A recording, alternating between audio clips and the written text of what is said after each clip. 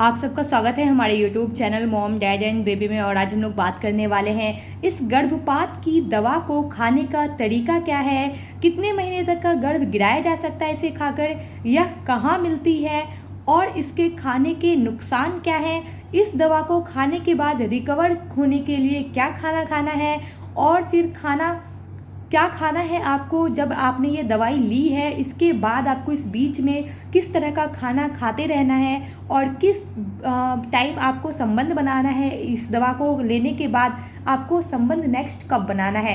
Video काफ़ी interesting होने वाली है, वीडियो काफ़ी अच्छी होने वाली है, वीडियो को अंत तक ज़रूर देखें। सबसे पहले आपको करना होगा प्रेगनेंसी टेस्ट। आप पहले यह जांच लें कि आप प्रेग्नेंट हैं भी या नहीं। जब आप एक बार चेक कर लें कि आप सही मायने में प्रेग्नेंट हैं, तो आपको पहले प्रेगनेंसी टेस्ट कर लेने के बाद आपको अगर बेबी नहीं रखना है तो आपको ये दवाई खानी पड़ेगी। यानी आपने ये दवा ली, इसके 12 घंटे बाद, 12 घंटे नहीं 24 घंटे बाद, वापस से मैं बोल रही हूँ 24 घंटे बाद।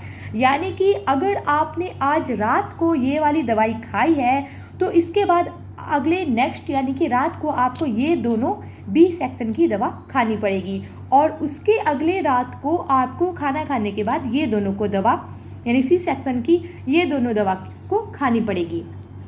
कुछ लोगों का कहना होता है कि अगर मैंने इसे सुबह खाया है तो नेक्स्ट कब खाऊं, तो आपको ये दोनों भी सुबह ही खाना है, फिर उसके बाद नेक्स्ट डे भी आपको ये दोनों सुबह ही खाना है। ये तो मैंने बता दिया आपको, लेकिन आपको कभी भी मेडिकल वाले से लेकर दवा नहीं खाना है, ना ही किसी और के बताए पे खाना है, ना ही मेरे बताए अनुसार आपको खाना है।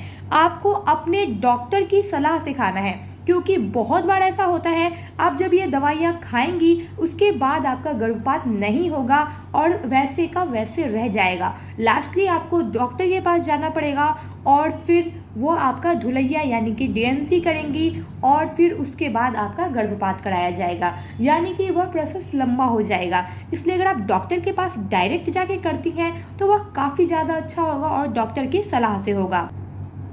अब ये भी बात कर लेते हैं कि आप अगर डॉक्टर के पास जाएंगी तो क्या डॉक्टर आपका ईजिली कर देंगी, यानी कि आपको यह दवाई देंगी। तो हाँ, अगर आपका 2 महीने तक का गर्भ है तो आपको डॉक्टर भले ही ये पूछे कि आप क्यों नहीं रखना चाहते हैं, आप रख लीजिए, आपको समझाए। लेकिन अगर आप बोलेंगे कि नहीं मुझे नहीं रखना है तो डॉक्टर आपकी हेल्प करेंगे और यह आपको दवा देंगे। वो भी अलग अलग शहर में अलग अलग दवा मिलती है, अलग अलग मेडिकल स्टोर में भी अलग अलग दवा मिल जाती है। इसलिए आपको अपनी मर्जी से कोई भी दवा को नहीं खाना है, क्योंकि अलग अलग दवा के अलग अलग खाने का नियम भी हो सकता है और अलग अलग दवा के खाने के बाद अलग अलग तरह की ब्लीडिंग भी हो सकती है। किसी दवा में हैवी हो सकती है, किसी दवा को खाने से कम ब्लीडिंग हो सकती है। कभी कभी किसी दवा को खाने से सक्सेसफुल गर्भपात नहीं हो पाता है, इसीलिए डॉक्टर की सलाह से जरूर लेना चाहिए। अब बात करते हैं, अगर आप डॉक्टर के पास जाते हैं तो डॉक्टर आपको एक अल्ट्रासाउंड कराने के लिए बोलेंगे। वह यह जांचने के लिए कि पक्का गर्भाशय के अंदर ही भ्रूण का विकास हो रहा है या बाहर, यह वो चेक करते हैं। अगर बाहर हो रहा होगा तो वो डीएनसी करेंगे, यानी कि धुलैया करके निकालेंगे बेबी को, और अगर गर्भ के अंदर है तो वो आपको दवा देंगे।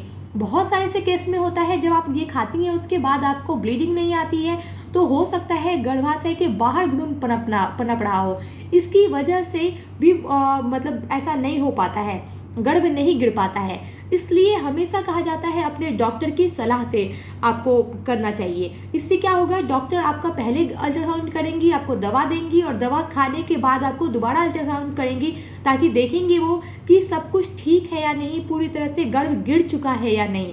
अगर ये भी बात उठती है बहुत सारे लोगों के मन में कि अगर मैंने दवा खाई इसके बाद गर्भ नहीं गिरा, बच्चा वैसे का वैसे रह गया, यानी बेबी ठीक है, तो क्या मुझे इस प्रेगनेंसी को कंटिन्यू करना चाहिए?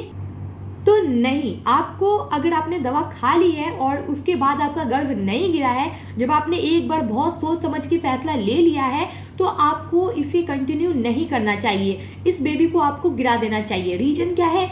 क्योंकि आपको सबसे पहले खुद सोचना पड़ेगा कि आपको क्या करना है।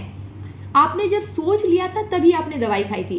अब क्या होगा, हो सकता है इसके अंदर कोई तरह का दिक्कत आ जाए। अगर किसी तरह के हाथ पैर सर में किसी तरह की दिक्कत आई बाहरी, तो वो तो अल्ट्रासाउंड में दिख जाएगी।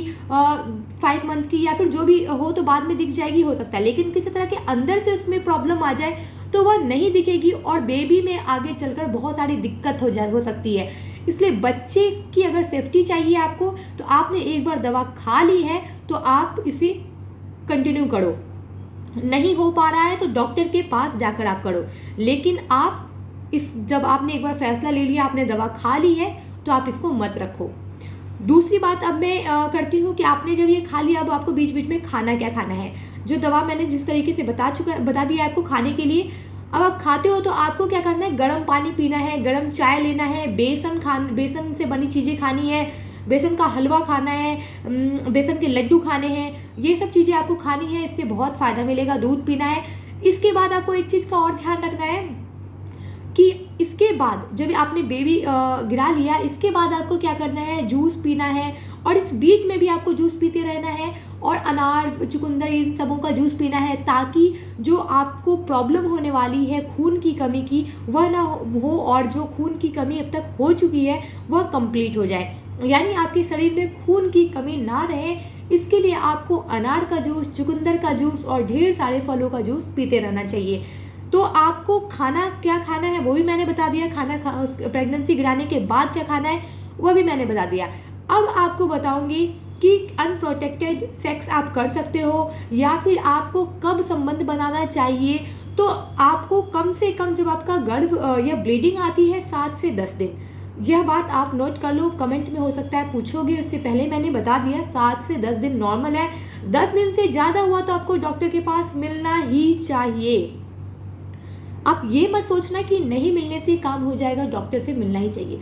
अब 10 दिन तक तो आप संबंध बना नहीं सकते क्योंकि ब्लीडिंग हो रही है। अब हो गई कि 10 दिन के बाद रुक गई तो भी आपको संबंध नहीं बनाना चाहिए, अभी शरीर वीक होता है, काफ़ी ज़्यादा ब्लड लॉस हो चुका है, तो आपको थोड़ा टाइम रुकना चाहिए। और कम से कम 10 दिन रुकते हैं आप, जब आपको लगने लगे कि हाँ आप पूरी तरह से सही हैं, ठीक है, फिट हैं, तो आप संबंध बना सकते हैं। लेकिन तुरंत प्रेगनेंसी इस टाइम भी कंसीव हो जाएगी अगर आप दोबारा संबंध बनाओगे। ये नहीं है कि अगर अभी आपने गर्भपात किया है तो दोबारा आपको गर्भ ठहरने में टाइम लगेगा, ऐसा कुछ भी नहीं है। ये इस गलतफहमी में आप बिल्कुल भी मत रहना। दूसरा बेबी तुरंत हो जाएगा आपको अगर आप सही तरीके से संबंध मतलब अगर आप प्रोटेक्टेड सेक्स नहीं करते हो तो दोबारा आपके बेबी कंसीव होने के चांसेस उतने ही हैं, या ऐसा भी कह सकते हैं उससे ज़्यादा है।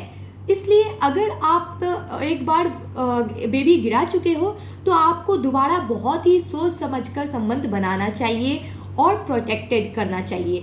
अब बात करते हैं कि कितने महीने तक का गिरा सकते हैं। जैसा कि मैंने पहले बताया था 2 महीने तक का, 2 महीने से ज़्यादा का हो तो इस पर आपको यह दवा नहीं खानी चाहिए क्योंकि यह बहुत ही दिक्कत कर सकती है आगे जाकर। वैसे हो सकता है गर्भ गिरे भी ना, 2 महीने तक की गारंटी होती है।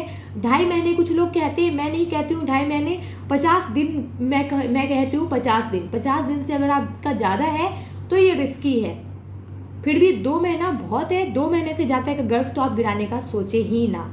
और बहुत अच्छा होगा अगर आप प्राकृतिक तरीके से गर्भ गिराने की कोशिश करते हैं, यानी नेचुरल तरीके से।